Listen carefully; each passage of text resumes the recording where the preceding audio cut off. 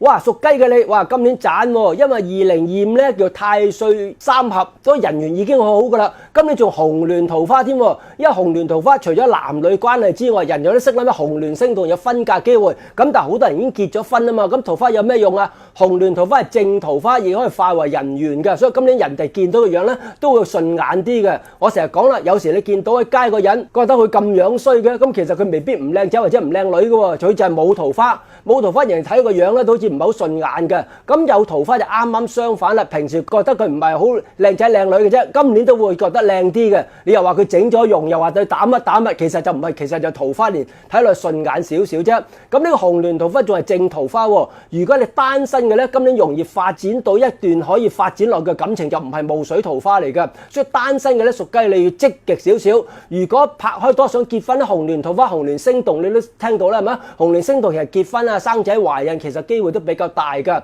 咁紅鸞桃花其實百利而無一害，咁好少話變咗你嘅三角關係唔同咧，咸池霧水桃花，所以紅鸞桃花正面嘅咧比較機會大嘅。咁除咗紅鸞桃花，就有太陰，太陰係女貴人之助，咁上司拍檔下屬女人咧，今年都容易有幫助，所以咁你一於黐住女人。咁除咗呢個太陰紅鸞吉星咧，仲有個空星，空星係陽刃喎。咁陽刃其實又唔係好空嘅啫，陽刃有時忍耐力唔夠，容易發脾氣。咁好彩你又有太陰，又有紅鸞，間唔中發下脾氣，人哋都會原諒你嘅。所以咁你桃花排第一，咁財運都排第三喎。咁點解紅鸞桃花財運都排第三咧？因為有啲生肖係財運年，咁你唔係財運年，你係桃花年。咁有桃花間接對事業都係有幫助嘅，所以排你第三其實都唔錯噶啦。咁吉星咧就有太陰紅鸞，空星得個陽刃冇所謂喎。咁如果你再生喺呢個8月8之後3月6之前，咁今年又加埋桃花年，有任何機會要放膽嘗試。即使你未入大運都咧，有時流年運都係再進一步嘅。咁如果你知道入咗大運，唔好猶豫啦。可能你留意好多年都想轉想轉又唔夠膽轉，今年立定決心就去走去轉啦。咁即使你嘥3月6之後8月8之前呢幾年運氣麻麻地嘅，但係因為2025係太歲三合爻合，咁都有貴人輔助。嚟到呢個2026咧，又重桃花年，又有人緣輔助，咁就算跌到咧，可能都跌慢啲，或者守住個手勢都唔會跌得快嘅，所以屬雞今年係唔錯嘅生肖。屬狗嘅你今年唔錯喎，雖然話桃花排第6，財運排第5，係只係你冇人哋咁好啫，其實唔係話中游生肖咁差嘅。因為今年馬年你屬狗咧，叫太歲三合，因為人五戌，五同戌係合嘅，咁合代表人緣好，各樣事情都比較穩定嘅，所以屬狗今年比較穩定，無論感情、事業或者住屋都比較穩定，所以今年有大變動機會咧，相對就比較少嘅。咁今年有地解同埋三台兩粒吉星，咁地解逢凶化吉，可以壓制凶星嘅力，咁三台咧係有你地位提升。咁點解排你第5、第6咧？因為咁多個生肖之中咧，你係凶星最多嘅一個。咁凶星係一個枝節嚟嘅啫，因為我哋首先都要睇翻春夏秋冬幾時出世。如果你秋冬天出世，即使咁多凶星到咧，佢都係一個小嘅是非，都係向前邁進嘅。咁而家嘥3月6到8月8咧，呢個凶星發生嘅作用就比較大啦。所以記住，好運嘅人咧，吉星力大，凶星力細；唔好運咧，凶星力大，吉星力細。所以記住，好唔好運個吉凶星有唔同嘅演繹辦法㗎。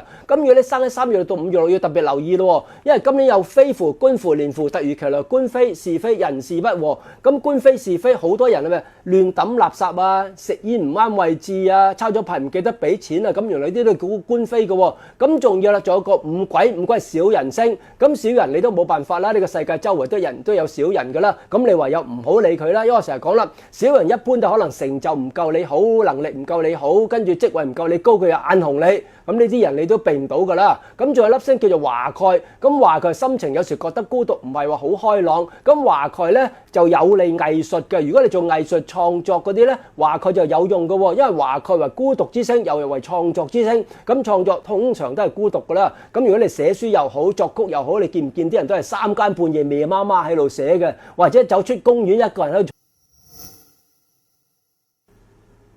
屬豬嘅你，雖然感情、桃花同埋財運都排第8，咁其實又唔係話好差嘅，因為屬豬嚟嘅馬年咧，我哋叫做太歲暗合，暗合係咩意思啊？有暗中貴人輔助，咁你屬豬比起2025一定好好多啦，係咪？因為2025你係沖太歲，尤其是如果你嘥3月6到8月8呢個沖太歲，一定唔會好事啦。如果有改變或者轉咗工，一定暫時唔會好順利。咁但係如果相反，你生喺你8月8到3月6，因為2025轉咗工之後咧，今年有機會再進一步，所以今年嚟講人緣係唔錯嘅，雖然排第8。咁桃花方面咧，今年就冇乜行啦，咁亦都唔使有行啦。因為如果你2022衝到結咗婚或者懷孕，咁今年唔使有新桃花啦。除非你2022衝太歲分咗手，咁就喊得一句句啦。咁分咗手咁點算啊？唯有睇月令桃花啦。咁月令桃花今年3月同埋9月咧都要把握下嘅，因為有時月令桃花把握得到咧，今年咧都比較容易維持落去，因為今年係合嘅年啊嘛，合嘅年咧亦都有機會發展到比較稍為穩定嘅感情。